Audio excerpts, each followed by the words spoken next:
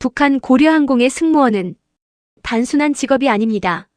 오직 당에 대한 충성심과 미모가 증명된 소수만이 선택되는 공화국의 움직이는 얼굴이었죠. 저는 그 하늘 위 특권의 가장 중심에 있었습니다.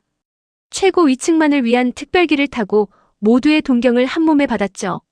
하지만 베이징의 한 호텔, 저는 상부에서 하사한 하나의 시계 때문에 제 인생이 추락하는 걸 경험해야만 했습니다. 그 안에 담긴 것을 확인한 바로 그 순간 굳게 닫힌 방문 너머로 차가운 목소리가 들려왔습니다. 그걸 본 이상 당신의 비행은 끝나지 않았소.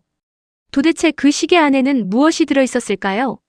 고려항공의 꽃이었던 저를 하룻밤 만에 제거 대상으로 만든 소름 돋는 비밀은 과연 무엇이었을까요? 여러분의 구독과 좋아요는 날개가 꺾인 채 어둠 속으로 사라질 뻔했던 그날의 진실을 밝히는데 큰 힘이 된답니다. 지금부터 제가 왜 다시는 평양으로 돌아갈 수 없었는지 그 끔찍한 비밀을 여러분께 처음으로 공개할게요. 제 이름은 박소연입니다. 그 끔찍한 밤이 오기 전까지 저는 제가 하늘 위에서 가장 빛나는 별이라고 굳게 믿고 있었어요. 고려항공의 푸른 제복. 그것은 제 자부심이자 선택받은 자의 증표였습니다. 평양의 보통 처녀들은 평생 꿈도 꾸지 못할 외국 땅을 밟고 세상을 구경하는 특권. 비행이 있는 날이면 저는 누구보다 완벽한 미소를 지었습니다. 위대한 수령 동지께 영광을. 그 목소리에는 한치의 의심도 없었어요. 하지만 저희의 비행에는 늘 보이지 않는 승객이 함께 탑승했답니다. 승객 명단에는 없는 사람. 바로 보이부 지도원이었죠. 그는 우리의 안전이 아닌 우리의 사상을 감시했어요. 동료와 나누는 농담 한마디, 창밖을 보는 아련한 눈빛, 그 모든 것이 보고의 대상이 되었습니다. 한 선배 언니가 있었습니다. 베이징의 서점에서 외국 잡지를 샀다는 이유로 다시는 비행에 오르지 못하게 되었어요. 사상 개조가 필요하다. 그게 그녀의 마지막을 설명하는 전부였습니다.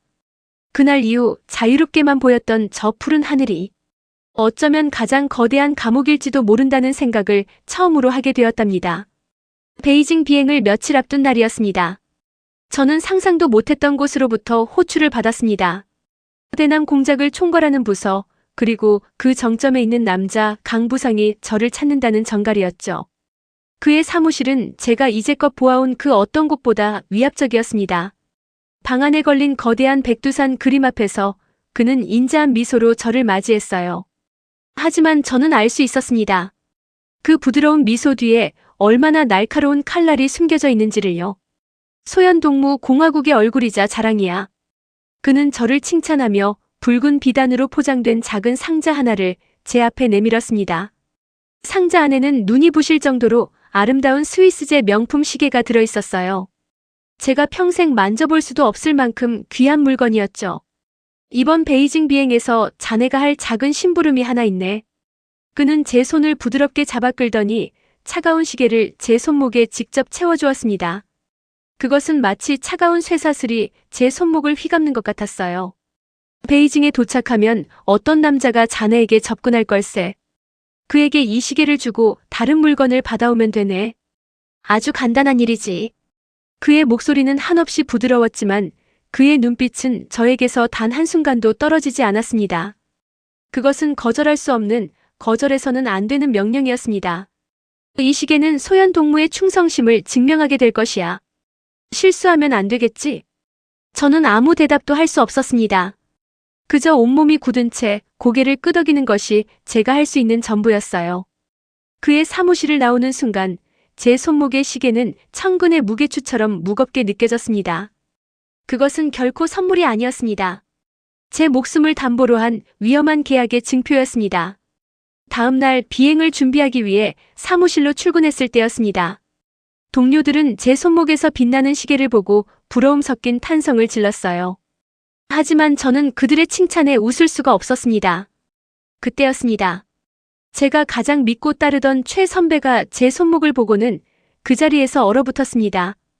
그녀의 얼굴에서 웃음기가 순식간에 사라지고 새하얗게 질려버렸죠. 그녀는 제 팔을 거칠게 잡아 끌고는 아무도 없는 비상계단으로 저를 데려갔습니다.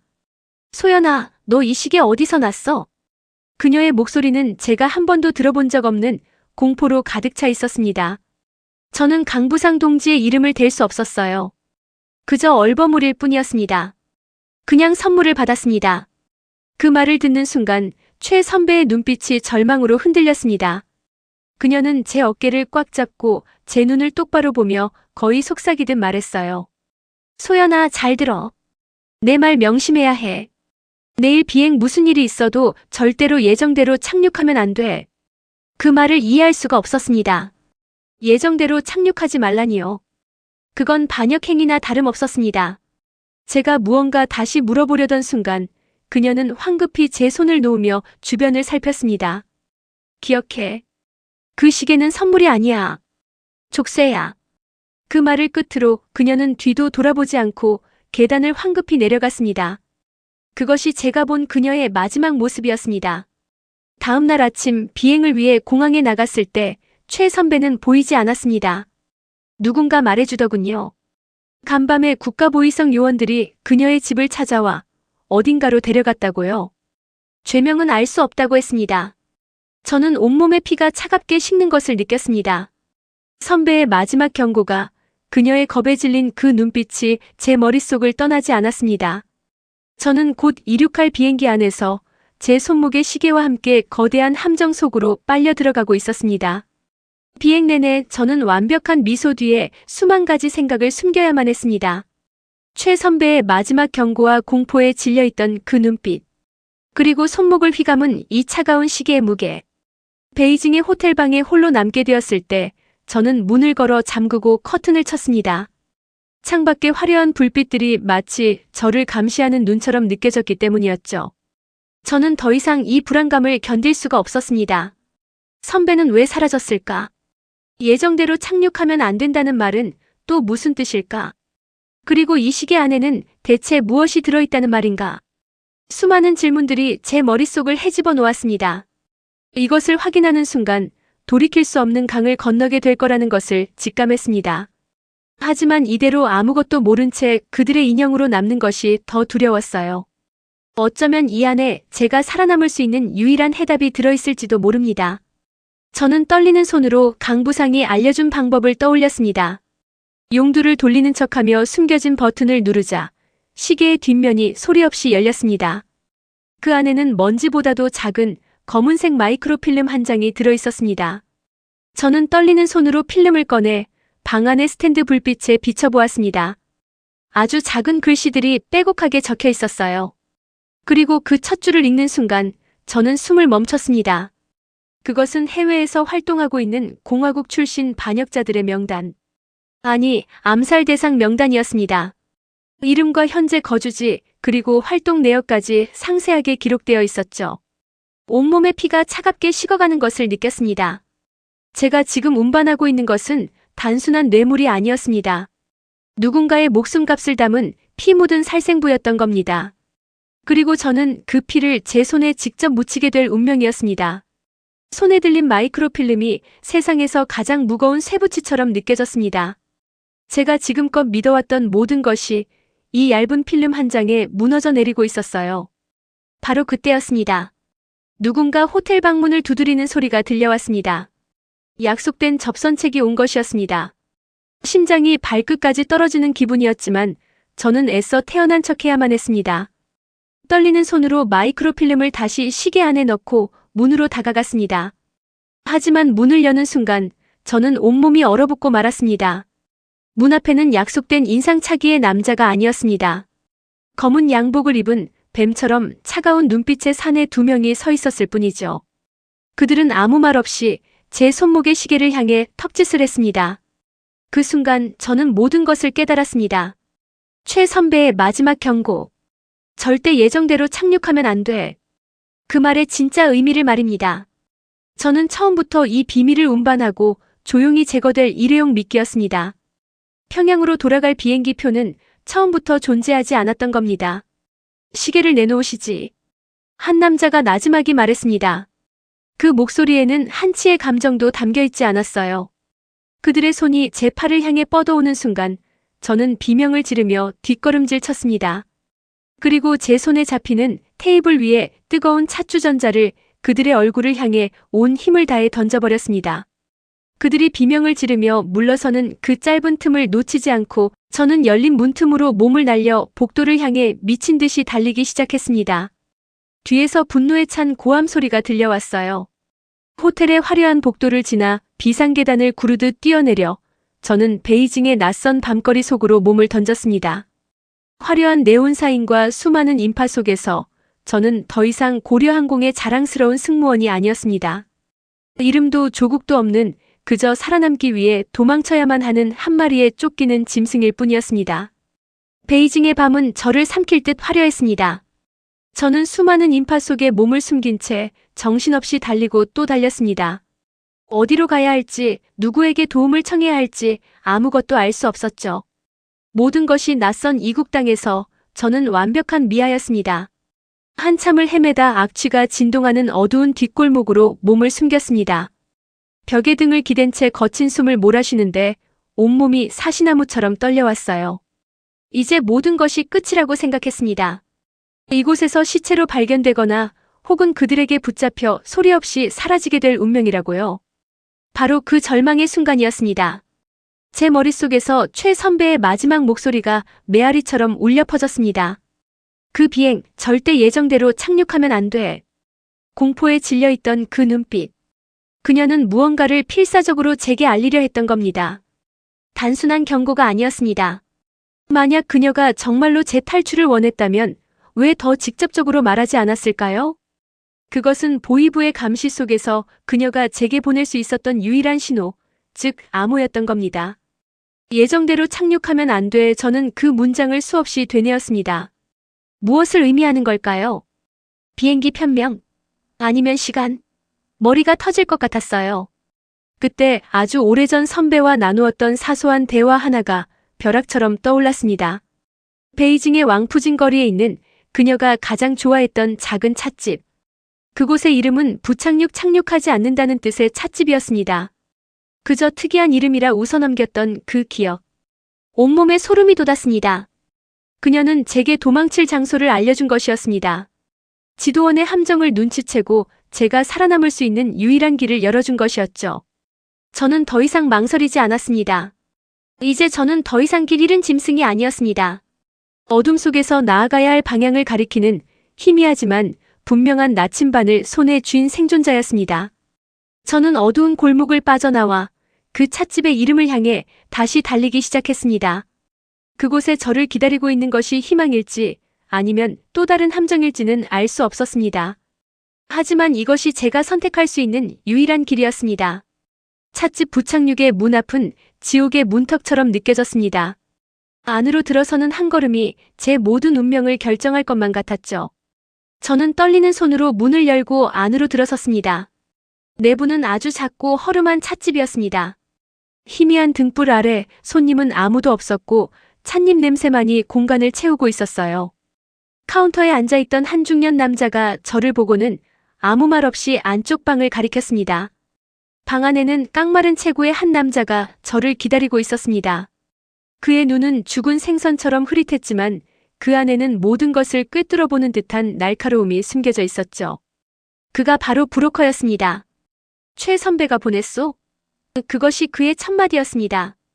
저는 아무 말 없이 고개만 끄덕였습니다. 살고 싶다면 당신이 가진 모든 것을 버려야 할 거요. 이름, 과거, 그리고 당신 자신까지. 그의 목소리에는 어떤 감정도 실려있지 않았습니다. 그에게 저는 살려야 할 사람이 아니라 처리해야 할 하나의 물건일 뿐이었죠. 저는 그에게 손목의 시계를 풀어 건넸습니다. 그는 시계를 열어 마이크로필름을 확인하더니 비릿한 미소를 지었습니다. 아주 위험한 물건을 가지고 있구만. 이 정도면 값을 꽤 잘 쳐줄 수 있겠어. 그날 밤 저는 박소연으로서의 모든 것을 버려야만 했습니다.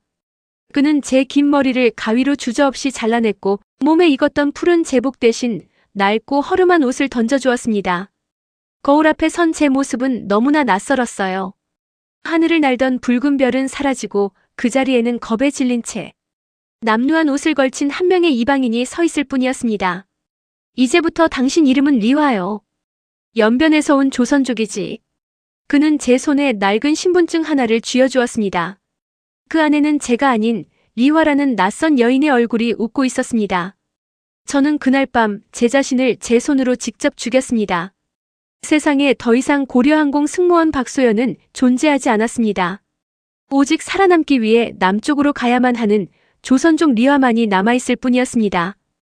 그날 이후 세상의 모든 빛이 사라졌습니다. 저는 브로커를 따라 끝없는 어둠 속으로 걸어 들어갔어요. 밤에는 낡은 트럭의 짐칸에 숨어 덜컹거리는 길을 달렸고, 낮에는 악취가 나는 창고나 버려진 농가에서 쥐 죽은 듯 숨어 지내야만 했죠. 브로커는 말이 없었습니다. 그는 저를 철저히 짐짝 취급했고, 가끔 던져주는 마른 빵과 물이 그와의 유일한 소통이었어요.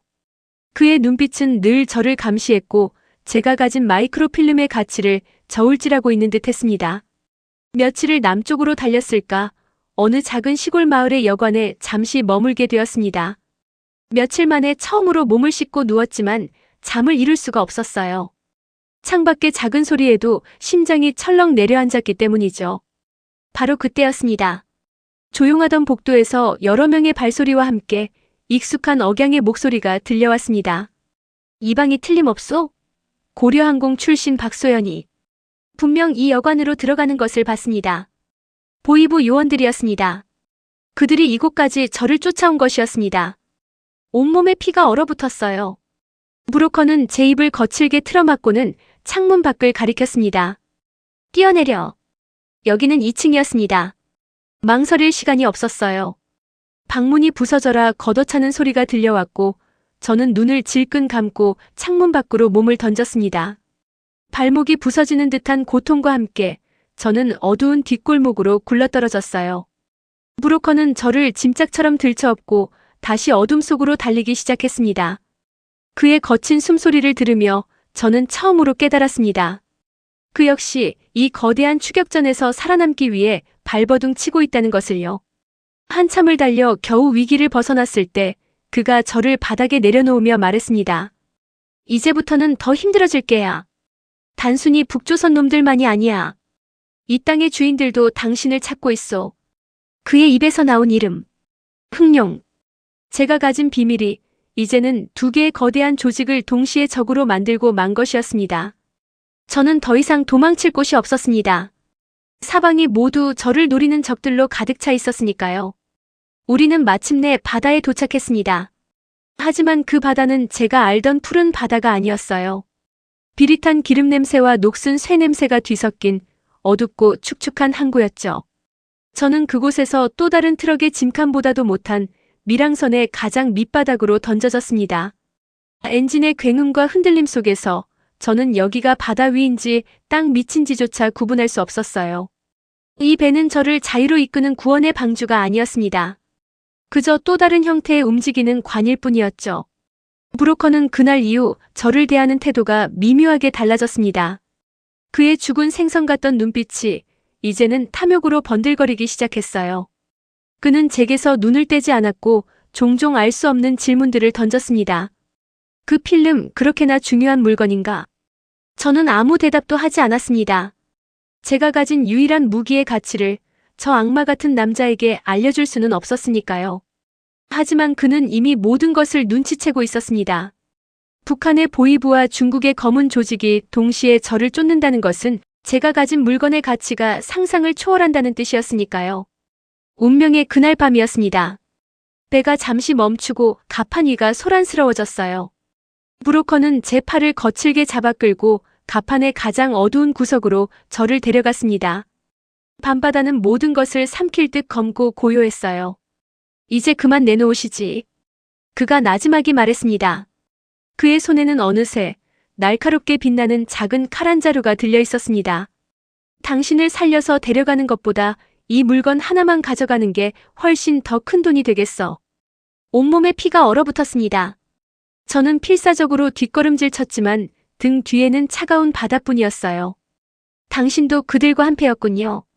그는 비릿하게 웃었습니다. 한패?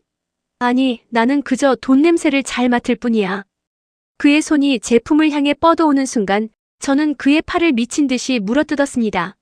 그가 고통으로 비명을 지르는 틈을 타 저는 갑판 위를 가로질러 달리기 시작했어요. 하지만 좁은 배 안에서 제가 도망칠 곳은 없었습니다. 그는 금세 저를 따라잡아 제 머리채를 거칠게 잡아챘고 우리는 좁은 갑판 위에서 뒤엉켜 구르기 시작했습니다. 저는 필사적으로 제 마지막 희망인 그 작은 필름을 지키기 위해 발버둥 쳤습니다. 그것은 생존을 위한 처절한 싸움이었습니다. 차가운 갑판 위에서 우리는 짐승처럼 뒤엉켰습니다. 저는 제 목숨과도 같은 작은 필름을 지키기 위해, 그는 그 필름을 빼앗기 위해 서로의 몸을 핥히고 물어뜯었죠. 하지만 여자의 힘으로 평생을 뒷골목에서 살아온 듯한 그를 이길 수는 없었습니다. 결국 그는 제 위에 올라타 제 목을 강하게 조르기 시작했습니다. 눈앞이 하얘지고 숨을 쉴 수가 없었어요. 이대로 이 어둡고 차가운 바다 위에서 내 인생이 끝나는구나. 죽음의 공포가 온몸을 휘감았습니다. 그의 손이 제 품속으로 파고들어 마침내 필름이 든 작은 주머니를 찾아냈습니다. 그의 얼굴에 탐욕스러운 미소가 번지는 순간 저는 마지막 남은 힘을 다해 그의 손을 물어뜯고 소리쳤습니다. 이걸 가져가면 당신도 죽어. 흥룡이 당신을 가만둘 것 같아. 제 절규에 그의 눈빛이 아주 잠깐 흔들리는 것을 보았습니다. 바로 그 틈이었습니다. 저는 온 힘을 다해 그의 몸을 밀쳐냈고 그는 균형을 잃고 뒤로 나자빠졌습니다. 저는 그 틈을 타 필름 주머니를 다시 제 품 깊숙이 숨겼어요. 분노로 얼굴이 일그러진 그가 다시 제게 달려들었습니다. 하지만 이번에 그의 목표는 필름이 아니었습니다. 그는 저를 그대로 들어올려 배의 난간 밖으로 던져버렸습니다. 저는 비명조차 제대로 지르지 못한 채 차갑고 어두운 밤바다 속으로 떨어졌습니다. 온몸을 찌르는 듯한 차가운 감촉과 함께 세상의 모든 소리가 사라졌어요. 저는 살기 위해 필사적으로 발버둥 쳤지만 바다는 저를 더 깊은 어둠 속으로 끌어당겼습니다. 저 멀리 밀항선의 불빛이 점점 희미해져 갔습니다. 그 불빛 너머로 저를 비웃는 브로커의 얼굴이 보이는 것만 같았어요. 결국 이렇게 끝나는구나. 어머니, 아버지. 그리고 최 선배의 얼굴이 눈앞을 스쳐 지나갔습니다. 저는 서서히 의식을 잃고 망망대해의 가장 깊고 어두운 곳으로 가라앉고 있었습니다. 얼마나 깊은 어둠 속을 헤맸을까요? 제 몸은 더 이상 제 것이 아니었고 영혼은 차가운 바닷속을 떠도는 유령 같았습니다. 모든 것이 끝났다고 생각했던 바로 그 순간 누군가 제 머리채를 거칠게 잡아끄는 감촉과 함께 썩은 생선 비린내가 코를 찔렀습니다. 희미하게 눈을 떴을 때 제 눈에 들어온 것은 밤하늘의 별이 아니었습니다. 낡은 어선에 흔들리는 백열등과 알아들을 수 없는 언어로 소리치는 검고 주름진 얼굴들이었죠. 저는 살아있었습니다. 인근을 지나던 작은 어선이 기적처럼 저를 건져 올린 것이었습니다. 저는 며칠 동안 열병을 앓으며 의식과 무의식의 경계를 넘나들었습니다. 꿈속에서는 저를 비웃는 브로커의 얼굴과 저를 향해 손을 뻗는 어머니의 얼굴이 번갈아 나타났어요.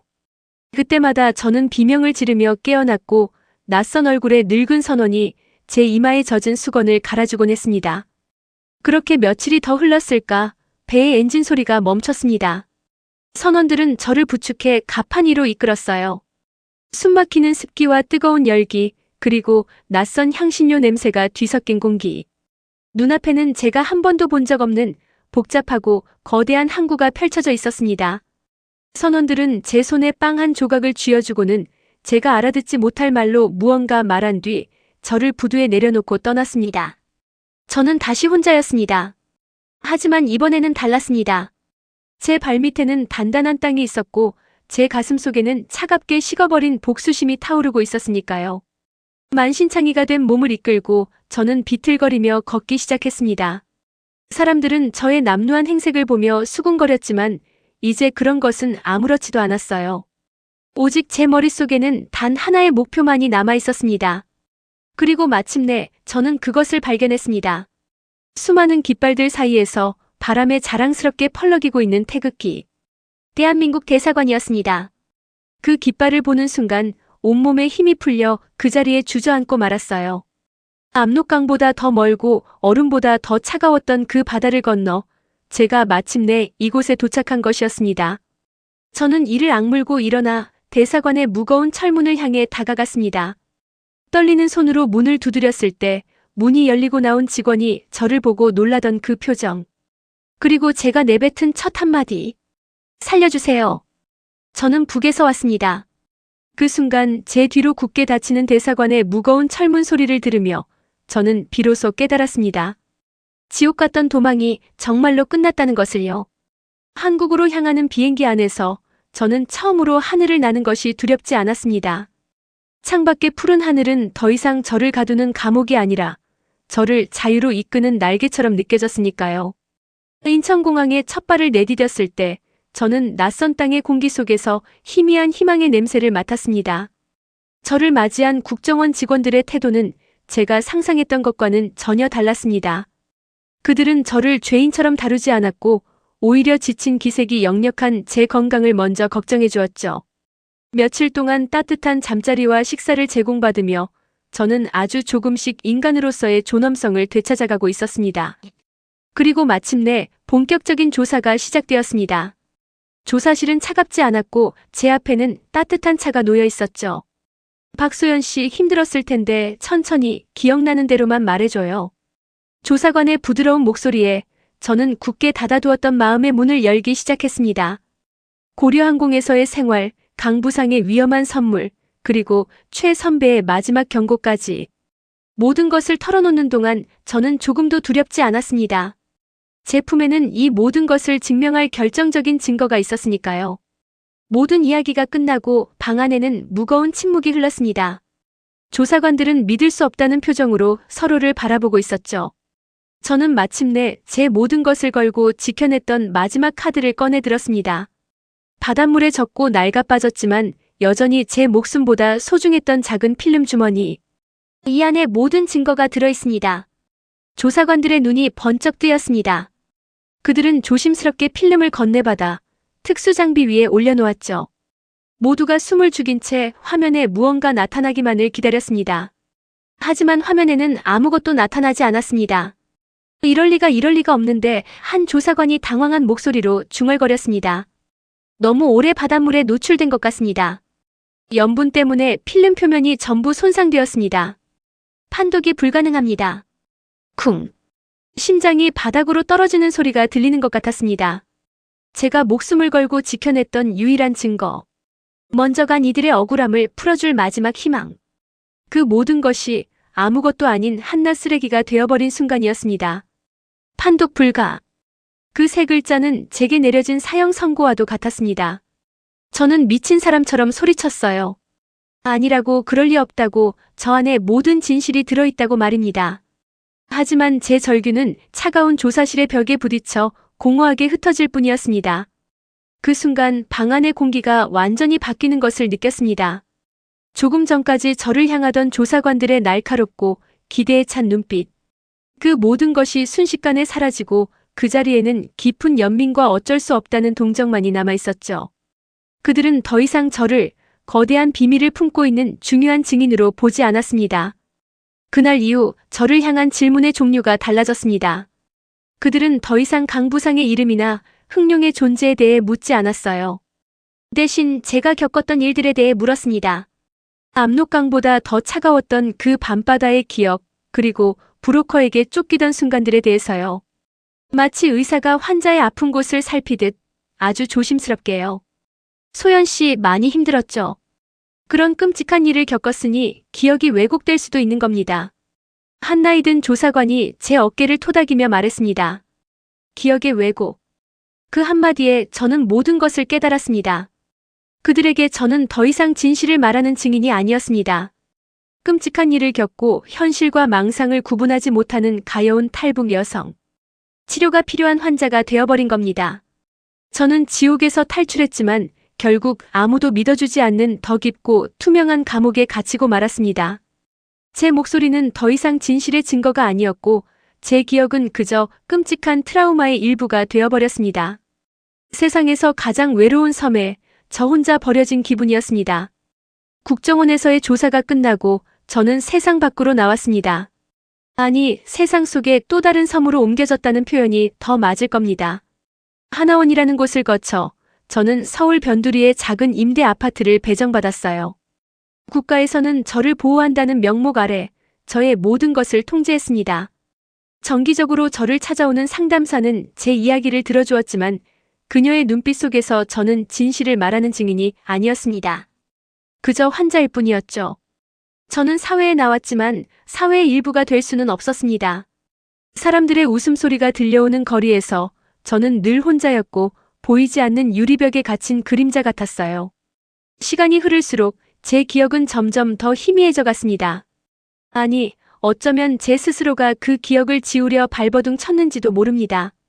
강부상의 얼굴도 흥룡이라는 이름도 모두 끔찍한 악몽의 일부로 묻어버리려 애썼습니다. 그렇게 잊혀가는 것이 제가 이 낯선 땅에서 살아남을 수 있는 유일한 방법이라고 생각했으니까요. 그러던 어느 날 오후였습니다. 창밖을 멍하니 바라보고 있는데 손에 들고 있던 낡은 휴대폰이 짧게 진동했습니다. 국가에서 지급한 최소한의 연락만을 위한 휴대폰이었죠. 저에게 문자를 보낼 사람은 아무도 없었습니다. 저는 무심코 화면을 들여다보았습니다. 낯선 번호로 도착한 아주 짧은 문자 메시지 한 통. 그 메시지를 읽는 순간 제 심장이 멈췄습니다. 온몸에 피가 역류하는 것 같았어요. 최 선배의 마지막 궁금하지 않소? 그 한 문장이 제가 애써 묻어버리려 했던 모든 과거를 다시 지상으로 끄집어냈습니다. 잊고 있던 최 선배의 마지막 눈빛, 그녀의 절박했던 경고가 제 귓가에 다시 울려 퍼지는 것만 같았어요. 누구일까? 이것은 저를 나락으로 떨어뜨리려는 또 다른 함정일까? 아니면 이 깊은 어둠 속에서 저를 향해 내밀어진 마지막 동아줄일까? 저는 떨리는 손으로 그 낯선 번호를 한참 동안 바라볼 수밖에 없었습니다. 최 선배의 마지막 궁금하지 않소? 그 한 문장은 제 잿빛 세상에 떨어진 작은 불씨였습니다. 저는 며칠 동안 그 문자를 지우고 다시 들여다보기를 반복했어요. 이것은 분명 함정일 겁니다. 저를 절망의 더 깊은 곳으로 끌어내리려는 악마의 속삭임이겠죠. 하지만 만약 아니라면요? 만약 이 세상에 단 한 사람이라도 제 목소리를 믿어주는 사람이 있다면요? 저는 결국 미끼를 물기로 결심했습니다. 어차피 이대로 그림자처럼 살아갈 바에야 차라리 함정 속으로 직접 걸어 들어가는 편이 낫다고 생각했어요. 저는 떨리는 손으로 답장을 보냈습니다. 누구시죠? 얼마 지나지 않아 답이 왔습니다. 당신을 믿는 사람. 내일 오후 2시 광화문 서점 역사 코너 가장 안쪽. 다음 날 저는 약속 장소로 향했습니다. 제 뒤에는 국가에서 붙여준 감시 요원들이 그림자처럼 따라붙고 있었지만 그 사실이 조금도 위안이 되지는 않았어요. 서점의 수많은 책들 사이를 걸으며 저는 수십 번도 더 되돌아가고 싶다는 충동에 시달렸습니다. 모든 책장이 저를 가두는 감옥의 창살처럼 느껴졌고 스쳐 지나가는 모든 사람들이 저를 비웃는 감시자처럼 보였어요. 마침내 약속된 장소 역사 코너 가장 안쪽에 도착했습니다. 그곳에는 평범한 인상의 한 중년 남자가 책을 읽는 척하며 저를 기다리고 있었습니다. 그는 저를 보자마자 읽던 책을 조용히 덮었습니다. 그의 눈빛은 깊고 고요했지만 그 안에는 모든 것을 알고 있다는 듯한 무게감이 담겨 있었죠. 오래 기다렸습니다. 박소연 씨. 그는 제 원래 이름을 알고 있었습니다. 저는 숨을 삼키며 물었습니다. 누구시죠? 그는 주변을 한번 훑어본 뒤 아주 낮은 목소리로 대답했습니다. 국정원 내부 비밀팀 북극성의 팀장 차영준이라고 합니다. 그리고 그는 잠시 말을 멈추고 제 눈을 똑바로 바라보며 말했습니다. 저는 처음부터 당신의 증언을 전부 믿고 있었습니다. 그 한마디에 제 심장을 짓누르던 무거운 얼음덩어리가 녹아내리는 것 같았습니다. 캄캄한 우주에 홀로 버려졌던 제가 마침내 저 멀리서 깜빡이는 희미한 신호를 발견한 기분이었습니다. 저는 그 순간 이 위험한 미끼를 물기를 정말 잘했다고 생각했습니다. 그날 이후 저의 시간은 다시 흐르기 시작했습니다. 차 팀장님과의 만남은 단순한 위로가 아니었어요. 그것은 거대한 반격의 서막이었죠. 저는 더 이상 환자가 아니었습니다. 국정원 내부의 비밀팀 북극성의 유일한 정보원이자 살아있는 증거가 된 것이었습니다. 차 팀장님은 저를 새로운 안전가옥으로 옮겼습니다. 그곳은 이전의 감옥과는 달랐어요. 벽 한쪽에는 거대한 화이트보드가 걸려 있었고 책상 위에는 수많은 자료들과 함께 최신형 노트북이 놓여 있었죠. 이곳은 저를 가두는 곳이 아닌 저의 기억을 무기로 만드는 작은 전쟁 상황실이었습니다. 박소연 씨, 당신을 환자로 만든 건 증거가 없어서가 아닙니다. 그는 제 눈을 똑바로 보며 말했습니다. 당신의 증언이 너무나 위험해서 누군가 의도적으로 덮으려 했기 때문입니다. 그의 목소리는 낮고 차가웠지만 그 안에는 모든 것을 뒤엎어버리겠다는 강한 의지가 담겨 있었죠. 그날부터 저는 제 기억의 가장 깊은 곳으로 다시 들어가야만 했습니다. 그것은 끔찍한 고통이었어요. 잊고 싶었던 모든 순간들을 다시 마주해야 했으니까요. 하지만 이번에는 혼자가 아니었습니다. 차 팀장님은 제가 꺼내놓는 기억의 파편들을 하나씩 맞춰나가며 거대한 그림을 완성해가고 있었습니다. 강 부상의 얼굴, 목소리, 말투, 그 모든 것을 기억해내세요. 흥룡이라는 이름이 나왔을 때 주변에 누가 있었습니까? 그들의 반응은 어땠죠? 저는 눈을 감고 제 머릿속에 거대한 궁전을 짓기 시작했습니다. 첫 번째 방에는 암살 대상자들의 명단을, 두 번째 방에는 강 부상과 그 하수인들의 얼굴을, 세 번째 방에는 그들이 나누던 대화의 조각들을 하나씩 채워나갔습니다. 그러던 어느 날이었습니다. 수백 번, 수천 번 같은 장면을 되돌려보던 제 머릿속에서 아주 사소하지만 결정적인 장면 하나가 떠올랐습니다. 밀항선에서 브로커가 제 필름을 빼앗으려 했던 바로 그 순간. 그의 입에서 스치듯 나왔던 한마디. 이 필름만 있으면 쿤밍에 있는 호랑이에게 2배는 더 받을 수 있는데. 저는 그 이름을 외쳤습니다. 순간 자료를 검토하던 차 팀장님의 움직임이 멎었습니다. 그의 눈이 이글거리며 빛났습니다. 찾았습니다. 마침내 흥룡의 꼬리를 찾아냈습니다. 쿤밍의 호랑이. 그 이름 하나가 굳게 닫혀있던 모든 문을 열어젖히는 열쇠가 되었습니다. 차 팀장님과 북극성 팀은 그 이름을 단서로 보이지 않는 적들의 자금 흐름을 역추적하기 시작했어요. 안전가옥의 밤은 불이 꺼지지 않았고 저는 제 기억의 궁전과 현실의 작전 본부를 쉴 새 없이 오가야만 했습니다. 그러던 어느 날 새벽이었습니다. 밤새 자료와 씨름하던 차 팀장님이 붉게 충혈된 눈으로 저를 찾아왔습니다. 그의 얼굴은 극도의 피로감과 함께 차가운 분노로 굳어 있었죠. 그는 아무 말 없이 제 앞에 낡은 서류철 하나를 내려놓았습니다. 이것 좀 보시겠습니까, 박소연 씨. 서류철의 표지에는 기각이라는 붉은 도장이 선명하게 찍혀 있었습니다. 몇 해 전 국정원에서 내사까지 진행하다가 윗선의 압력으로 덮어버린 중국 내 불법 자금 세탁 조직에 대한 보고서였어요. 그리고 그 보고서에 명시된 핵심 용의자의 암호명. 호랑이였습니다. 심장이 멎는 것 같았어요. 그들은 이미 모든 것을 알고 있었던 겁니다. 제가 한국에 도착하기 훨씬 전부터 말이죠. 누가 이 보고서를 덮은 거죠? 제 목소리가 가늘게 떨려왔습니다. 차 팀장님은 서류의 가장 마지막 장을 넘겼습니다. 그곳에는 최종적으로 이 사건을 혐의 없음으로 종결시킨 책임자의 서명이 있었습니다. 너무나도 익숙한 필체. 그리고 너무나도 익숙한 이름. 제 모든 증언을 과대망상으로 치부했던, 제 어깨를 토닥이며 기억이 왜곡될 수 있다던, 그 나이 지긋하고 인자해 보였던 조사팀의 책임자. 오 실장이었습니다. 머릿속이 하얘졌습니다. 그의 따뜻했던 눈빛, 걱정스럽던 목소리.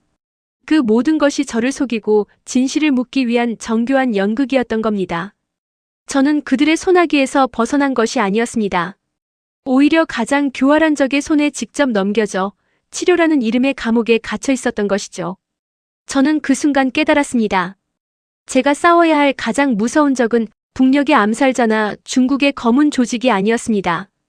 바로 제 가장 가까운 곳에서 선량함의 가면을 쓴 채 제 목숨값을 계산하고 있던 내부의 적이었습니다. 세상에 믿을 사람은 정말로 아무도 없었습니다. 세상이 무너져 내린다는 게 어떤 느낌인지 저는 그날 두 번째로 경험했습니다. 처음은 얼어붙은 압록강 위에서였고 두 번째는 바로 이 따뜻하고 안전한 방 안에서였죠. 가장 깊이 믿었던 사람의 손에 의해 저는 다시 한번 차가운 바다 한가운데로 던져졌습니다. 그날 밤 저는 창문 없는 방에 홀로 누워 밤을 새웠습니다. 더 이상 눈물도 나지 않았어요. 눈물조차 사치처럼 느껴질 만큼 제 안의 모든 것이 얼어붙어 버렸습니다. 두려움보다 더 큰 차갑고 단단한 분노가 제 온몸을 지배하고 있었으니까요. 그들은 저를 철저히 기만하고 조롱하고 가지고 놀았습니다. 제가 목숨 걸고 찾아온 자유는 그들이 만들어 놓은 거대한 새장에 불과했던 겁니다. 보호라는 이름의 감옥 안에서 저는 그저 그들의 처분만을 기다리는 가여운 사냥감이었을 뿐입니다. 밤이 되면 명희의 마지막 눈빛이 어김없이 저를 찾아왔습니다. 하지만 더 이상 제게 왜 싸우지 않느냐고 묻지 않았어요. 대신 그의 눈빛은 제게 말하고 있었습니다. 이제 더 이상 도망칠 곳은 없어. 그래요, 저는 더 이상 도망칠 곳이 없었습니다. 제가 강을 건넜던 이유는 그저 살아남기 위해서만이 아니었습니다. 그들의 추악한 비밀을, 먼저 간 이들의 억울한 죽음을 세상에 알려야만 했기 때문입니다. 그런데 지금 저는 그들이 가장 원하는 방식대로 입을 닫고 숨어 지내고 있었던 겁니다. 이것은 살아남은 것이 아니라 그들에게 또다시 패배하고 있는 것이었어요. 그 순간 저는 깨달았습니다. 그들이 저를 두려워하는 진짜 이유를요. 판독 불가능 판정을 받은 그 작은 마이크로필름 조각이 아니었습니다. 그들이 정말로 두려워하는 것은 제 머릿속에 남아있는 사라진 그 필름의 모든 내용이었습니다. 증거는 사라졌을지 몰라도 그 안에 담긴 모든 비밀은 제 기억 속에 생생하게 살아있었죠. 아무도 훔쳐갈 수 없고 누구도 훼손할 수 없는 오직 저만이 가진 유일한 진실. 그것이 바로 제가 가진 유일하고도 가장 강력한 무기였습니다. 다음 날 아침 저는 차 팀장님을 찾아갔습니다. 제 눈빛을 본 그는 아무 말도 하지 않았어요. 저는 더 이상 떨리지 않는 목소리로 단호하게 말했습니다. 이제 숨는 건 끝입니다. 저를 환자로 만들고 이 모든 것을 덮으려 했던 자들에게 똑똑히 보여줘야겠습니다. 제 기억이 얼마나 날카로운 칼이 될 수 있는지를요. 그날 이후 안전가옥의 공기는 완전히 달라졌습니다. 차가운 분노는 뜨거운 복수심이 되었고 저의 기억은 이제 거대한 악의 제국을 무너뜨릴 설계도가 되었습니다.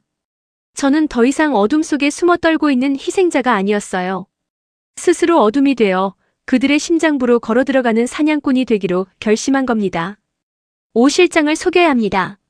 작전 회의실 차 팀장님이 지도 위에 붉은 펜으로 선을 그으며 말했습니다. 그는 여전히 당신을 기억이 오염된 환자로 보고 있습니다. 우리는 바로 그 오만함을 이용해야 합니다. 그의 계획은 대담하고 위험했습니다. 제가 가진 기억의 파편들 속에 아주 교묘하게 거짓 정보를 섞어 흘리는 것. 그리고 그 거짓 정보를 진짜라고 믿게 만들어 그들 스스로 덫으로 걸어 들어오게 만드는 것이었죠. 어떤 정보를 흘릴까요? 저는 물었습니다. 차 팀장님은 제 눈을 바라보며 말했습니다. 그들이 가장 원하는 정보. 판독 불가능했던 그 마이크로필름의 내용을 당신이 마침내 기억해낸 것처럼 보여야 합니다. 저는 며칠 동안 완벽한 거짓 기억을 만들어야만 했습니다. 마치 배우가 대본을 외우듯 존재하지 않는 암살 명단과 가짜 접선 장소를 제 머릿속에 새겨 넣었죠. 가장 중요한 것은 그 기억이 진짜처럼 흔들리고 불안정해 보여야 한다는 것이었습니다. 작전이 시작되던 날 저는 다시 국정원 조사실에 앉았습니다. 그리고 제 맞은편에는 인자한 가면을 쓴 악마 오 실장이 앉아 있었죠. 소연 씨, 오늘은 좀 괜찮아 보여요. 그의 위선적인 목소리에 속이 뒤틀렸지만 저는 애써 불안한 눈빛으로 그를 피하며 어깨를 움츠렸습니다. 조사가 시작되고 저는 일부러 횡설수설하며 고통을 호소했습니다. 꿈속에서 최 선배가 나타나 알 수 없는 말들을 했다고 기억들이 뒤죽박죽 섞여 아무것도 모르겠다고 흐느꼈죠. 그의 눈빛이 탐욕으로 번들거리는 것을 저는 놓치지 않았습니다. 그리고 바로 그 순간 저는 준비한 미끼를 던졌습니다. 필름에 숫자가 있었어요. 선배가 마지막 비행 전에 알려준 숫자. 마카오 237번. 저는 마치 발작이라도 일으킨 사람처럼 머리를 감싸주며 절규했습니다. 오 실장의 눈이 번쩍 뜨였습니다. 그는 제 연기에 완벽하게 속아 넘어간 것이었죠. 그날 밤 안전가옥으로 돌아온 제게 차 팀장님이 짧은 메시지를 보여주었습니다. 오 실장, 마카오행 긴급 항공편 예매. 우리가 던진 미끼를 그들이 마침내 물었습니다. 이제 막이 오를 시간만이 남아 있었습니다. 마카오 작전이 성공했다는 소식을 들었을 때 저는 처음으로 희미한 승리의 맛을 보았습니다. 우리가 판 함정에 내부의 적 오 실장이 제 발로 걸어 들어간 것이었죠. 차 팀장님과 북극성 팀은 그를 미행하며 그가 접촉하는 흑룡의 꼬리를 쫓기 시작했습니다. 저는 비로소 이 기나긴 싸움의 끝이 보이기 시작했다고 믿었습니다. 며칠 동안 안전가옥에는 평화가 찾아왔습니다. 저는 창밖을 내다보는 대신 책상에 앉아 제가 기억하는 모든 것을 글로 적어내려갔어요. 먼저 간 이들을 위한 진홍곡이자 살아남은 자의 마지막 기록이었습니다. 이 모든 것이 끝나면 평범한 박소연으로 돌아갈 수 있을지도 모른다는 작은 희망을 품으면서요. 그날 밤이었습니다. 보고서를 정리하던 저는 잠시 눈을 붙이기 위해 침실로 향했습니다. 그런데 방문을 여는 순간 온몸이 그 자리에 얼어붙었습니다. 제 침대 맡에 어둠 속에서 누군가 앉아 있었습니다. 창문으로 들어오는 희미한 달빛 아래 그 남자의 얼굴 윤곽이 드러났습니다. 잊을 수 없는 얼굴. 잊어서는 안 되는 얼굴. 제게서 모든 것을 빼앗고 저를 차가운 밤바다에 던져버렸던 바로 그 브로커였습니다. 오랜만이구만, 리화. 아니, 박소연이라고 했던가. 그의 목소리는 제 심장을 꿰뚫는 칼날 같았어요. 어떻게 이 철통 같은 안전가옥에. 제 귓속에 있던 비상통신기를 누를 생각조차 하지 못했습니다. 온몸이 공포로 마비되어 숨 쉬는 것조차 잊어버렸으니까요. 그는 천천히 자리에서 일어났습니다. 그의 손에는 제가 밀항선에서 보았던 그 날카로운 칼이 섬뜩하게 빛나고 있었죠. 내년 때문에 내가 죽을 고비를 몇 번이나 넘겼는지 알아? 하지만 덕분에 강부상 동지께서 더 큰 임무를 주셨지. 내년의 목을 아주 조용히 가져오라고 말이야. 저는 그제야 깨달았습니다. 마카오 작전은 그저 그들의 꼬리 하나를 잘라내기 위한 연막이었을 뿐이라는 것을요. 그들은 처음부터 저를 속이고 제가 가장 방심한 이 순간을 기다렸던 겁니다. 마지막으로 할 말은 있나? 그가 비릿한 미소를 지으며 제게 한 걸음 다가왔습니다. 방 안의 모든 공기가 사라지고 저는 다시 망망대해의 차가운 물속으로 가라앉는 기분이었습니다. 피할 곳도 도망칠 곳도 없는 완벽한 절망. 저는 그렇게 제 손으로 판 무덤 속에서 악마와 다시 마주하게 된 것이었습니다. 칼날이 제 목을 향해 다가오는 그 짧은 순간 제 머릿속에서 수만 가지 생각이 스쳐 지나갔습니다. 압록강보다 더 차가웠던 밤바다, 그리고 저를 비웃으며 사라지던 밀항선의 불빛. 저는 이미 한 번 죽었던 목숨이었습니다. 이대로 또다시 이 악마의 손에 허무하게 죽을 수는 없었습니다. 공포가 심장을 옥죄어오는 바로 그 순간 제 안에 무언가가 깨어났습니다. 두려움이 아니라 차갑고 날카로운 분노가 제 온몸을 지배하기 시작했어요. 저는 떨리는 목소리를 애써 감추고 그의 눈을 똑바로 마주보며 말했습니다. 나를 죽이면 당신도 죽어. 그의 얼굴에 조소가 번졌습니다. 죽기 전에 마지막으로 실성이라도 한 게냐? 저는 멈추지 않았습니다. 제 머릿속 기억의 궁전에서 가장 날카로운 칼을 꺼내 그의 심장을 겨누었습니다. 당신 강부상이 약속한 돈 다 받을 수 있을 것 같아? 모든 비밀을 아는 당신을 그들이 살려둘 것 같냐고. 브로커의 눈빛이 아주 미세하게 흔들렸습니다. 그는 평생을 의심과 배신으로 살아온 남자. 제 말이 그의 가장 약한 부분을 찔렀다는 것을 알 수 있었죠. 저는 마지막 쐐기를 박았습니다. 나는 알아. 당신이 쿤밍의 호랑이와 다음 달에 만나기로 한 것도. 그리고 그 거래가 끝나면 당신 역시 처리 대상이라는 것도. 그의 얼굴이 새하얗게 질려버렸습니다. 제가 던진 거짓 정보와 진실이 교묘하게 뒤섞인 그 한마디에 그는 완전히 무너져 내렸습니다. 그의 손에서 칼을 쥔 힘이 스르르 풀리는 것이 느껴졌어요. 내년이 그걸 어떻게 해? 저는 자리에서 천천히 일어났습니다. 이제 공수는 완전히 뒤바뀌었습니다. 당신과 내가 살 수 있는 방법은 딱 하나야. 강부상을 이곳 대한민국 땅으로 직접 불러들이는 거지. 당신이 판을 깔아. 내가 미끼가 될 테니. 방 안에는 무거운 침묵이 흘렀습니다. 그는 저를 죽이러 온 암살자였고 저는 그의 손에 죽을 뻔한 희생자였습니다. 하지만 이제 우리는 살아남기 위해 손을 잡아야만 하는 기묘한 동맹이 되었습니다. 이곳은 더 이상 저를 가두는 안전가옥이 아니었습니다. 거대한 악의 심장을 겨누는 우리만의 심판의 무대가 된 것이었습니다. 며칠 뒤 작전이 시작되는 날 아침이 밝았습니다. 저는 아주 오랜만에 옷장 깊숙한 곳에 보관해 두었던 고려항공의 푸른 제복을 꺼내 입었습니다. 몸에 익었던 감촉이었지만 그 느낌은 완전히 낯설었어요. 예전에 제게 이 제복은 자부심이자 특권의 상징이었습니다. 하지만 어느 순간부터는 저를 옥죄는 감옥이자 족쇄가 되었죠. 그리고 지금 이 제복은 거대한 악의 심장을 겨누기 위한 제 마지막 갑옷이 되었습니다. 거울 앞에 선 제 모습은 더 이상 과거의 박소연이 아니었습니다. 두려움에 떨던 하늘의 붉은 별은 사라지고 그 자리에는 차가운 분노와 뜨거운 복수심으로 빛나는 한 명의 전사가 서 있었을 뿐입니다. 저는 마지막으로 제복의 가슴에 붉은 깃발 모양의 배지를 달았습니다. 한때는 충성의 상징이었지만 이제는 심판의 낙인이 될 배지였죠. 약속 장소로 향하는 차 안에서 차 팀장님이 제게 작은 통신 장치를 건네주었습니다. 박소연 씨, 우리는 항상 듣고 있습니다. 당신은 혼자가 아닙니다. 그의 목소리에는 무거운 신뢰가 담겨 있었습니다. 저는 아무 말 없이 고개를 끄덕였습니다. 약속된 장소는 인천항 근처의 낡은 호텔이었습니다. 브로커가 강부상을 유인하기 위해 만들어 놓은 가짜 거래 장소였죠.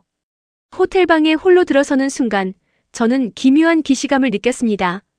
모든 것이 시작되었던 베이징의 그 호텔방과 너무나도 닮아 있었기 때문입니다. 저는 창가에 서서 회색빛 바다를 말없이 내려다보았습니다. 저를 죽음의 문턱까지 끌고 갔던 바로 그 바다였습니다. 하지만 저는 더 이상 그 바다가 두렵지 않았습니다. 지옥의 가장 깊은 곳까지 다녀온 사람에게 더 이상의 지옥은 없었으니까요. 얼마나 지났을까 방문 밖에서 낮은 노크 소리가 들려왔습니다. 심장이 쿵 하고 내려앉았지만 두렵지는 않았어요. 오히려 이 순간을 기다렸다는 듯 제 안의 모든 것이 차갑게 깨어나는 기분이었습니다. 마지막 비행의 막이 마침내 오르고 있었습니다. 저는 숨을 깊게 들이쉬고 방문을 열었습니다. 복도 끝에는 브로커가 서 있었고 그의 옆에는 마침내 제가 기다리던 그 남자가 서 있었습니다. 대남 공작을 총괄하던 괴물 강부상이었습니다. 그는 저를 보자마자 마치 아무 일도 없었다는 듯 인자한 미소를 지었습니다. 그 위선적인 얼굴을 보는 순간 제 안의 모든 피가 차갑게 식는 것 같았어요. 오랜만이구만 소연 동무. 그 제복이 여전히 잘 어울려. 그는 경호원들을 복도에 남겨둔 채 방 안으로 유유히 들어왔습니다. 그리고는 마치 제왕처럼 소파에 앉아 저를 향해 턱짓을 했죠. 그래, 브로커 놈이 말한 물건은 어디에 있나? 내게 충성을 증명할 마지막 기회 말이야. 저는 아무 말 없이 그를 향해 천천히 걸어갔습니다. 그리고 그의 맞은편에 서서 제 기억의 궁전에서 가장 날카로운 칼을 꺼내들었죠. 물건은 없습니다. 그의 얼굴에서 미소가 사라졌습니다. 지금 무슨 수작을 부리는 게냐? 수작이 아닙니다. 심판입니다. 저는 그의 눈을 똑바로 마주보며 제 기억 속에 새겨진 첫 번째 이름을 꺼내놓았습니다. 파리의 이진석, 도쿄의 김혜진. 그리고 제가 이름을 하나씩 읊을 때마다 그의 얼굴이 하얗게 질려갔습니다. 그것은 오직 그와 저 그리고 죽은 자들만이 아는 암살 대상 명단이었으니까요. 저는 멈추지 않았습니다. 그 모든 암살 자금은 중국 쿤밍의 호랑이를 통해 세탁되었죠. 당신의 비밀 파트너 흥룡에게로. 그의 동공이 공포로 흔들리는 것을 보았습니다. 그는 자리에서 벌떡 일어나 제게 달려들려 했습니다. 이 입의 신자년이. 하지만 그는 제게 닿지 못했습니다. 제 말이 신호였습니다. 호텔방의 모든 문이 동시에 열리며 검은 옷을 입은 차 팀장님의 요원들이 그를 덮쳤습니다. 바닥에 제압당해 발버둥 치던 그는 숨을 헐떡이며 저를 노려보았습니다. 그의 눈에는 분노가 아닌 광기 어린 웃음이 걸려 있었죠. 그리고 그는 온몸이 부서져라 저항하며 마지막 한마디를 내뱉었습니다. 그 명단을 만든 게 나 혼자일 것 같나? 그의 절규 섞인 질문이 차가운 방 안에 메아리 쳤습니다. 저는 그 순간 깨달았습니다. 제가 마주한 것은 거대한 악의 실체가 아니라 그저 꼬리 하나에 불과했다는 것을요. 그 명단을 만든 게 나 혼자일 것 같나? 강부상의 마지막 절규는 저의 짧은 승리를 산산조각 내는 망치와도 같았습니다. 그가 요원들에게 끌려나가며 남긴 그 광기 어린 웃음소리가 제 귓가를 계속 맴돌았어요. 저는 싸움에서 이겼다고 생각했지만 어쩌면 진짜 전쟁은 이제부터 시작일지도 모른다는 불길한 예감이 들었습니다.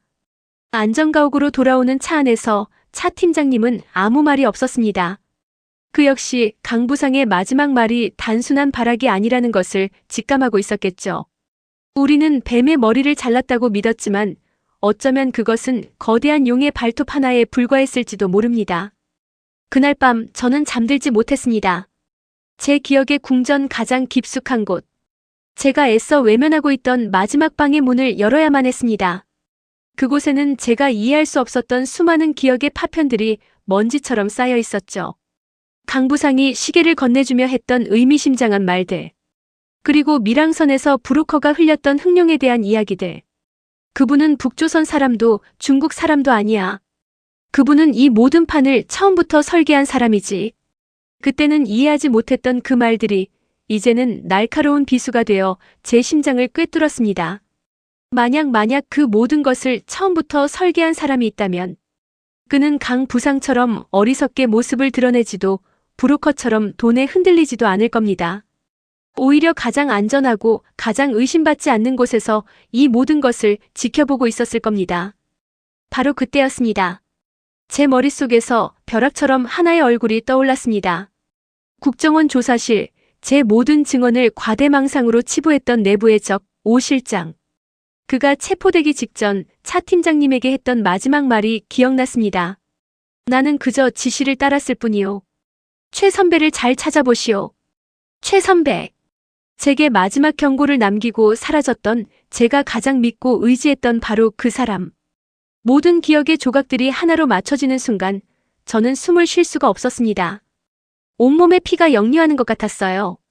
말도 안 돼. 그럴 리가 없어. 하지만 모든 것이 설명되었습니다.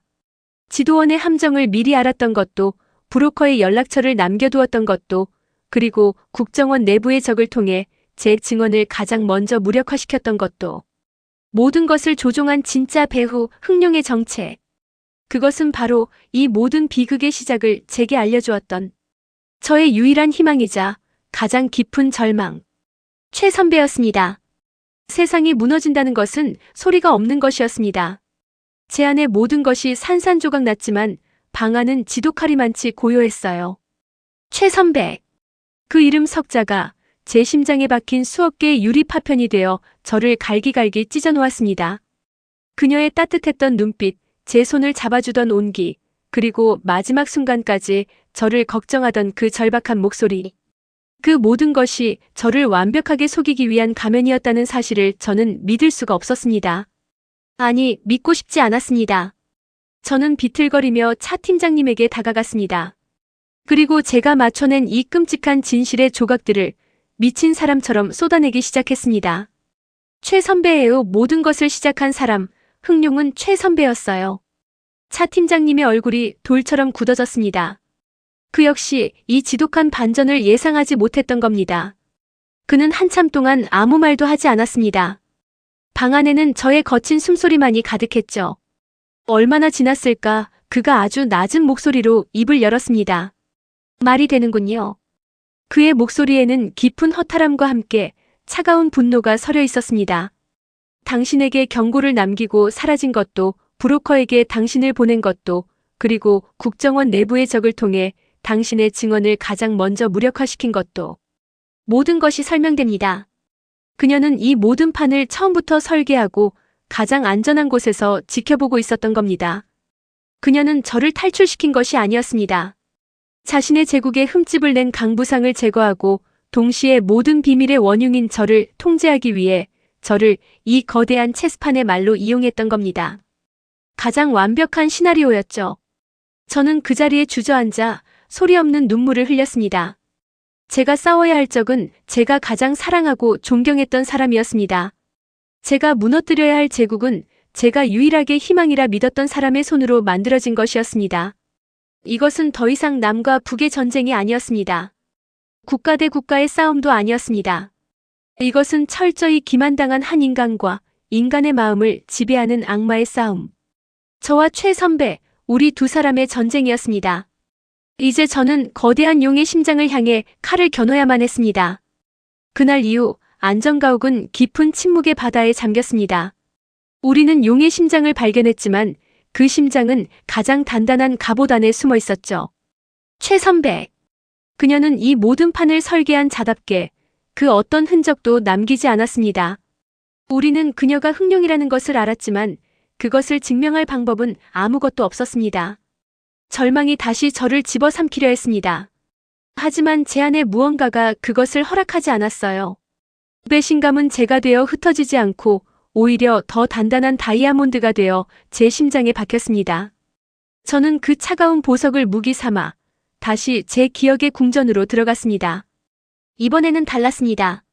단순히 사실을 복귀하는 것이 아니었어요. 제가 아는 최 선배라는 사람의 모든 것을 처음부터 다시 재구성해야만 했습니다. 그녀와 함께했던 모든 비행, 그녀가 제게 건넸던 모든 말, 사소한 눈짓 하나까지. 그 모든 것들이 이제는 거대한 위선의 일부였을 테니까요. 저는 눈을 감고 수백 개의 항로가 뒤엉킨 머릿속에 지도를 펼쳤습니다. 평양에서 베이징으로 모스크바로 그리고 제네바로 이어지는 수많은 비행 기록들. 그녀는 늘 최고의 항로만을 비행하는 최고의 승무원이었습니다. 그런데 이상한 점이 있었습니다. 기억의 한 구석, 먼지 쌓인 서랍 속에 처박혀 있던 아주 사소한 기록 하나. 한 달에 한 번 어김없이 반복되던 비정기 특별기. 목적지는 동남아의 아주 작은 섬나라였습니다. 공식적인 임무는 의료품 수송이었지만 그 비행에는 늘 최소한의 승무원만이 탑승했고 언제나 최 선배가 그 비행의 사무장을 맡았습니다. 그때는 그저 고된 임무라고만 생각했습니다. 하지만 지금 돌이켜보니 모든 것이 기이했습니다. 그녀는 그 비행을 앞두고는 늘 예민했고 다른 승무원들이 화물칸에 접근하는 것을 극도로 경계했죠. 그리고 그 비행이 끝난 다음 날이면 북의 고위층들에게 새로운 선물들이 전달되곤 했습니다. 저는 그 비행의 날짜들을 하나씩 짚어 내려갔습니다. 그리고 그 순간 온몸에 소름이 돋았습니다. 그 날짜들은 제가 마이크로필름에서 보았던 검은 자금들이 스위스 비밀 계좌로 입금된 날짜와 정확히 일치했습니다. 저는 숨도 쉬지 않고 차 팀장님을 바라보았습니다. 찾았어요. 돈이 날아다니는 길 용의 심장으로 향하는 비밀 항로를 찾아냈습니다. 우리가 찾아낸 비밀 항로는 거대한 용의 동맥이었습니다. 이제 남은 것은 그 동맥을 끊고 심장을 멈추게 하는 것뿐이었죠. 안전가옥은 그 어느 때보다 팽팽한 긴장감으로 가득 찼습니다. 차 팀장님과 북극성팀은 마지막 작전을 위해 밤낮 없이 움직였고 저는 그들의 눈과 귀가 되어 기억의 마지막 한 조각까지 쥐어짰습니다. 작전 실행을 하루 앞둔 날이었습니다. 모두가 신경이 곤두서 있던 그 순간 안전가옥의 모든 시스템에 비상경보가 울렸습니다. 외부에서 허가되지 않은 물품이 반입되었다는 신호였어요. 요원들이 순식간에 방안을 에워쌌고 저를 보호했습니다. 하지만 그것은 폭탄이 아니었습니다. 제 앞으로 전달된 것은 아주 작고 평범한 소포 상자 하나였습니다. 보낸 사람의 이름도 주소도 없었습니다. 오직 받는 사람 박소연이라는 제 이름만이 선명하게 적혀 있었죠. 온몸에 소름이 돋았습니다. 그녀가 보낸 것이었습니다. 이 철통 같은 보안을 뚫고 제게 마지막 메시지를 보낸 것이었죠. 폭발물 처리반이 상자를 조심스럽게 열었습니다. 그 안에는 제가 고려항공에 처음 입사했을 때 최 선배가 선물했던 작은 나침반 하나와 짧은 편지 한 통이 들어있었습니다. 저는 떨리는 손으로 편지를 집어들었습니다. 너무나도 익숙한 그녀의 우아한 필체였습니다. 길을 잃었더구나, 소연아. 돌아올 길은 없을 것이다. 그 한 문장이 제 심장에 박힌 모든 유리 파편을 다시 헤집어 놓는 것 같았어요. 그녀의 마지막 조롱이자 사형 선고였습니다. 저는 그 자리에 주저앉아 나침반을 손에 쥐고 소리 없이 울었습니다. 차 팀장님이 제 어깨를 감싸주었습니다. 괜찮습니다, 박소연 씨. 이건 그저 당신을 흔들려는 발악일 뿐입니다. 하지만 저는 고개를 저었습니다.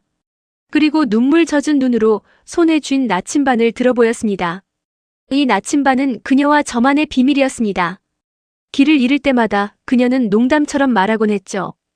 이것만 있으면 우리는 언제든 우리의 심장으로 돌아갈 수 있어. 저는 나침반의 뒷면을 천천히 돌렸습니다. 그곳에는 그녀의 필체로 새겨진 아주 작은 글씨가 있었습니다. 그녀가 가장 좋아했던 프랑스 시의 한 구절. 그리고 그 아래에 새겨진 의문의 숫자들. 그것은 시가 아니었습니다. 그녀의 모든 비밀과 검은 돈이 잠들어 있는 스위스 비밀 계좌의 번호. 그녀의 진짜 심장이 있는 곳의 좌표였습니다. 그녀는 저를 조롱하기 위해 가장 내밀한 추억을 꺼내들었습니다. 하지만 그 오만함이 스스로의 심장에 칼을 꽂는 마지막 실수가 된 것이었습니다. 저는 더 이상 울지 않았습니다. 나침반을 든 제 손은 이제 조금도 떨리지 않았습니다. 그 작은 나침반은 거대한 용의 목에 걸린 방울이었습니다. 최선배. 그녀는 자신의 가장 내밀한 비밀을 제 손에 직접 쥐어준 것이었죠. 안전가옥의 공기는 그 어느 때보다 차갑고 동시에 뜨거웠습니다. 우리는 마침내 용의 심장을 멈출 수 있는 단 하나의 방법을 찾아냈습니다. 방송을 해야 합니다. 작전 회의실, 제가 입을 열자 모든 시선이 제게로 쏠렸습니다. 차 팀장님의 눈이 날카롭게 빛났습니다. 비밀 작전으로는 그녀를 잡을 수 없습니다. 그녀는 언제든 꼬리를 자르고 도망칠 겁니다. 하지만 전 세계가 동시에 그녀의 심장을 보게 된다면 그녀는 더 이상 숨을 곳이 없습니다. 제가 직접 라이브 방송을 통해 모든 것을 폭로하겠습니다. 그것은 가장 위험하고 가장 무모한 도박이었습니다. 하지만 동시에 이 지독한 전쟁을 끝낼 수 있는 유일한 방법이었죠. 차 팀장님은 아주 오랜 침묵 끝에 마침내 고개를 끄덕였습니다. 며칠 뒤 저는 작은 스튜디오의 카메라 앞에 앉았습니다. 이번에는 고려항공의 제복을 입지 않았습니다. 그저 평범한 옷을 입은 박소연이라는 이름의 한 사람으로 앉아있을 뿐이었죠. 제 손에는 그녀가 보낸 작은 나침반이 굳게 쥐어져 있었습니다. 방송이 시작되고 저는 카메라 렌즈 너머 어딘가에서 저를 보고 있을 단 한 사람을 향해 입을 열었습니다. 최 선배, 보고 있나요?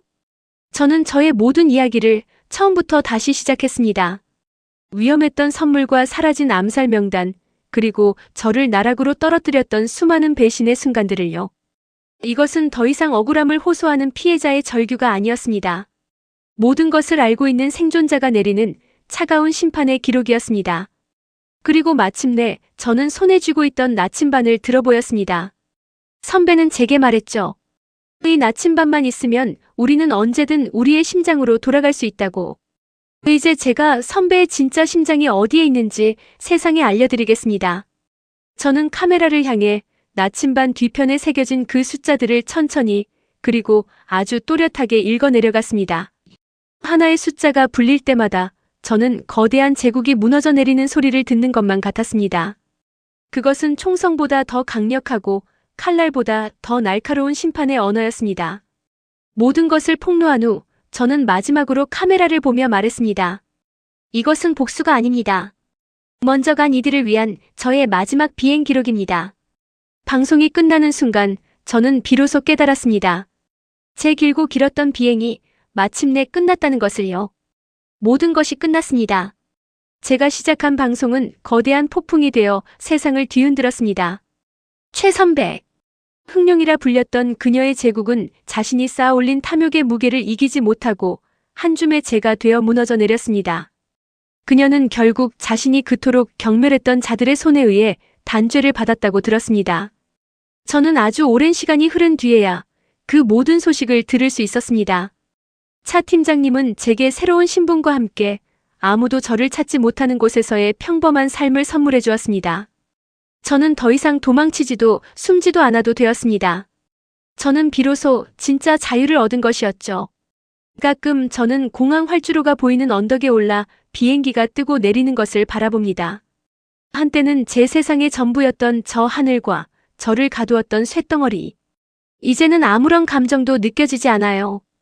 마치 아주 오래전 다른 사람의 꿈을 엿보는 것처럼 아득하기만 합니다. 하지만 문득 한 사람의 얼굴이 떠오를 때가 있습니다. 저를 가장 깊은 어둠으로 밀어넣었지만 동시에 제게 가장 눈부신 하늘을 보여주었던 사람. 최 선배. 저는 그녀를 증오할까요? 아니면 연민하는 걸까요? 아직도 제 마음을 알 수가 없습니다. 그저 바람에 실어 저 하늘에 편지를 띄울 뿐입니다. 당신이 보여준 세상의 끝에서 나는 살아남았다고. 그리고 당신이 그토록 경멸했던 방식으로 나는 행복해지려 노력할 거라고 말입니다. 제 이름은 박소연입니다. 그리고 이것이 바로 제가 목숨을 걸고 세상에 알려야만 했던 하늘 위에서의 모든 이야기입니다.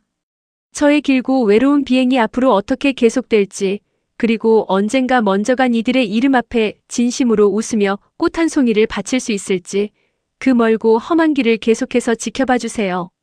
만약 저의 이야기가 당신의 마음에 닿았다면 따뜻한 구독과 좋아요로 저의 여정을 응원해 주신다면 정말 큰 힘이 될 것 같습니다.